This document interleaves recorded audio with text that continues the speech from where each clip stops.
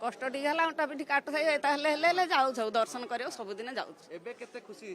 खुशी मन खुशी समस्त चारिद्वार खोला मन खुशी हाँ हाँ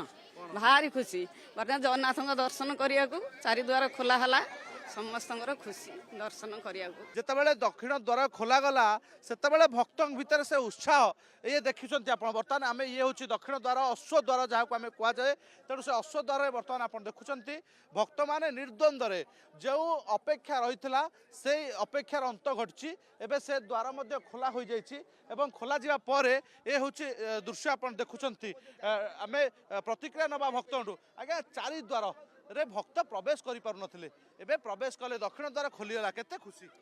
बहुत खुशी अच्छु एटा समस्त सारा भारत लोक ओडावासी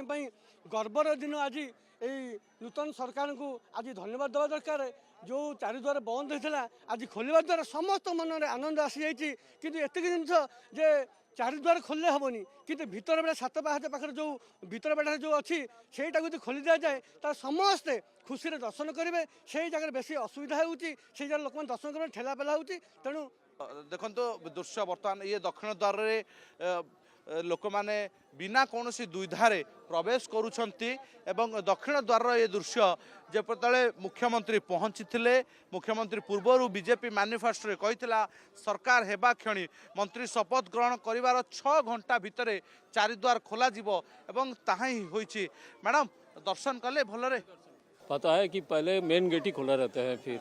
लेकिन वहाँ पर 4 घंटा हम लोग का बूढ़ा आदमी के लिए बहुत तकलीफ उठाना पड़ता है। अभी खुल गया तो आदमी लोग के लिए बहुत अच्छा, मेरा लिए नहीं समूचे आदमी के लिए अच्छा ही हुआ। फिर अभी भक्त सीधा भगवान के पास एकदम ठीक दर्शन तो होता ही है, वो मेन गेट से खड़ा नहीं होना पड़ता है। अभी तुरंत चला गया,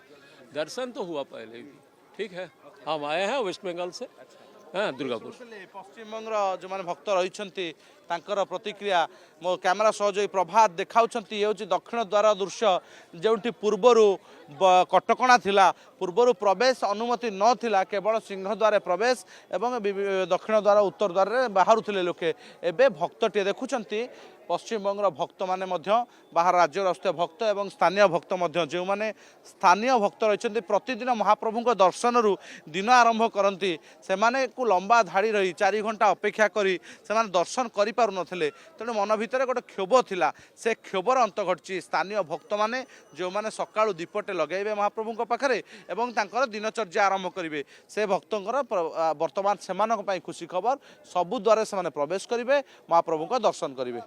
आज दर्शनटा बहुत भल था। आम भाई भिड़ रही आगुरी आम जमी हंतसंत हो आसला भाई आम सिंहद्वार पशिलु बाकी हाथी द्वार गोटे बाहर की मंदिर परिक्रमा करुचु चारिद्वार खोला अच्छे आज्ञा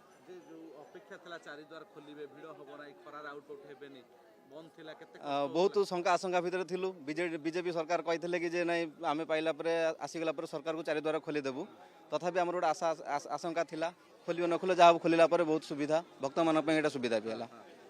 मैडम केते खुशी आज जितेबाला परिक्रमा करुछंती चारिद्वार खोलिला एवं जितेबाला सिंहद्वार प्रवेश करेंगे पश्चिम द्वार आप बाहर खुशी तो बहुत लगुच कहीं आम जब पूर्व आसीचु से बारिकेड रे पूरा लाइन दे आमको 3-4 घंटा लाइन रे रहा पड़ता आबे लाइन रही आवश्यकता ना चारिद्वार पर आप पशि पारे बाहर से गहलीटा रही लोक भितर आ बुढ़ा बुढ़ी जो मैंने आसुले से बारिकेड भितर रही बेहोश हो पड़ते आण न आण से सब बहुत कष्ट होता ये कष्ट टे मुक्ति मिलला प्रभु दयारू केते कष्ट होता आप टीवी देखुथिबे वयस्क लोक टिके आसुछंती लंबा लाइन गरम रे रहउछंती